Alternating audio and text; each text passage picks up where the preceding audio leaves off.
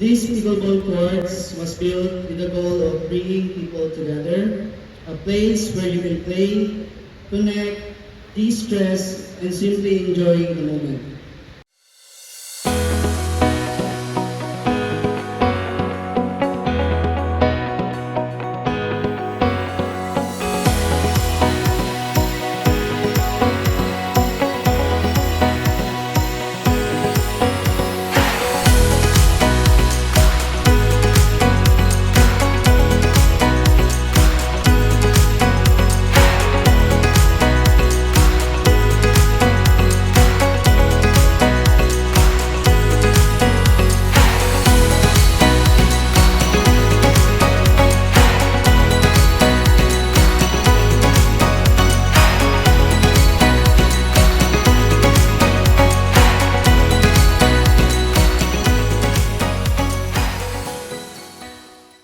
Ako si Christopher Quijada, ang Operations Manager diri sa Ding Escape Pickle Hub.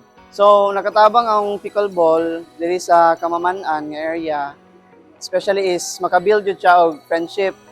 So, among focus jud ani is maglast ang friendship, maka-create og more memories between family and friends, and mag-enjoy lang jud, pure enjoyment lang jud siya diri nga place. Actually, yes, naami mga upcoming tournaments. Actually, karon sa among soft opening, naami mini tournament which is ang Tabotol Cup. So, puhon, if maka-decide ni, magpa-tournament na po ni for another, then, moto siya. So, padayon lang jud namo amo ang kuan, mga pakulo, kumbaga, diri sa amo ang pickleball courts. Daghan kayong salamat sa inyo ang pag-support, sa inyong coordination sa amoa.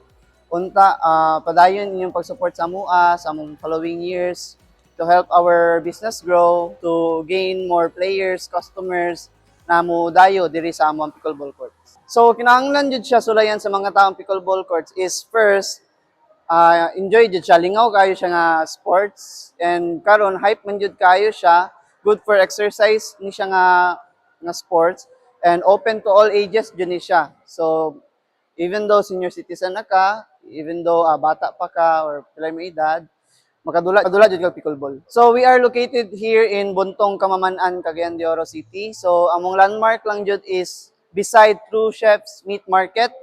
So unahan lang siya gamay sa AGT nga gasoline station.